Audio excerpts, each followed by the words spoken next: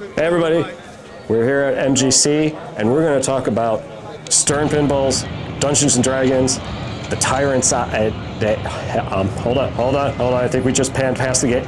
I'm here with, no, we're going to... It's Wolffy, coming to you from the Midwest Gaming Classic, and this place is giving me my first look at Stern's brand new Dungeons and Dragons, the Tyrant's Eye. And while I'm here at MGC, I had an opportunity to meet Carolina Ravassa, who, if you're in the video game thing, you will probably recognize her voice. And while I was here working on a completely different video with her, I did have to stop. You know, suppose I'm talking about Valorant. How would you want me to introduce Rave? Here comes the party!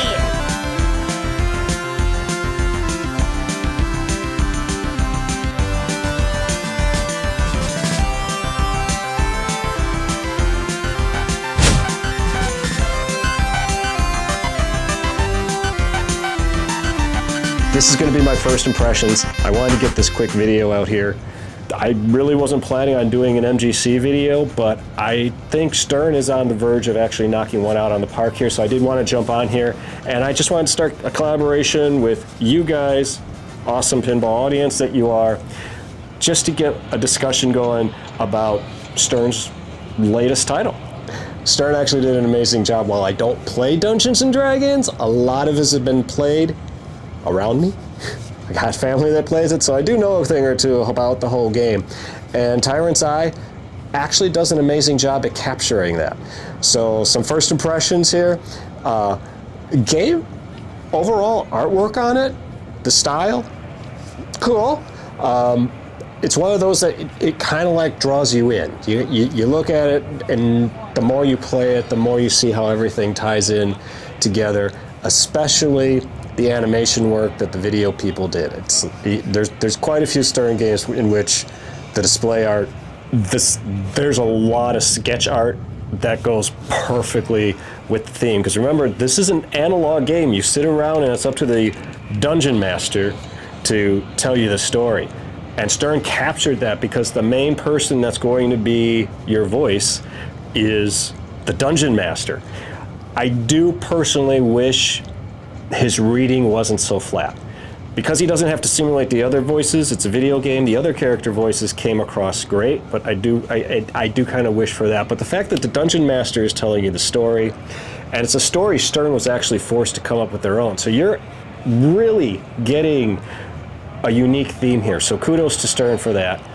Music is too loud in here. I can't really hear the music. I'm not going to comment on that. Voice work, I could hear voice work overall, good. Gameplay, this is where it actually gets interesting. The first thing you're going to notice, and I should preface this, there were many there, of which only one was a pro, all the rest were premiums. So I'm going to speak only from the context of the premiums, because quite honestly, I played the pro first and completely forgot what the differences are.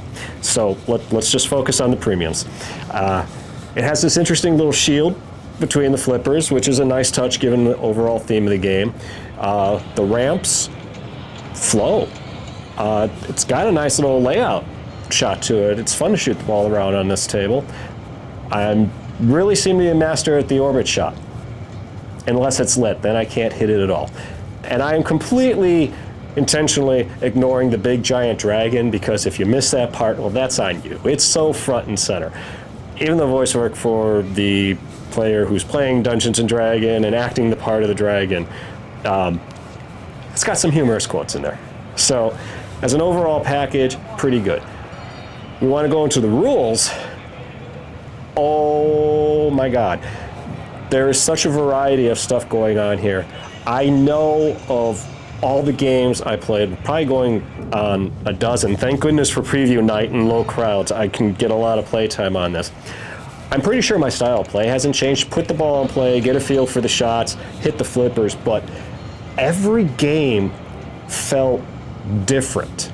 So there's nothing linear going on here. And given that a lot of Stern's business is going into the home market, for those of you who are putting these in your home, I think you're going to be pleasantly pleased by what was done.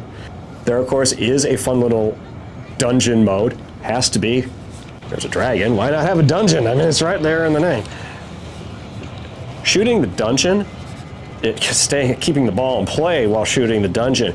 There are levels of depth just to the dungeon mode alone, and it takes a bit to even get there. So outside of the fact that, again, I was still getting a feel for like the shots and whatever modes, whatever things I started, I just kind of rolled with it. So that's why it's important I say no two games played alike. There's a lot of depth going on here. The dungeons were interesting. I wish I was slightly better player to keep them going a little bit longer. There appears to be extra stuff in your bonus as an award for completing dungeons, and many of them.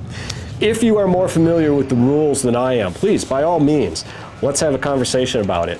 First impressions, have you had a chance to play it? Are you finding any of the first impressions interesting? Is any of this making you look forward to it? And have you played it? And you know what, maybe don't give me spoilers yet, but give me an idea of what it is I should be looking for when I go through and start forming my second impressions of this game. Visit me down in the comments. Hey Carolina, if you like the way this video is going, you want to go ahead and hit that like button? I'm gonna boop you. Sombra boops people. Okay, now boop the like button. And then, boop. She hit the subscribe button. All right, that I'm gonna call it from the Midwest Gaming Classic. I got a lot more things to check out. If you want to see the video where I actually get second impressions or follow up to this video, make sure you go ahead and subscribe. If you found any of this informative, go ahead and leave me a like so I know you actually want more of this. And until I see you in those next videos, I am Wolffy.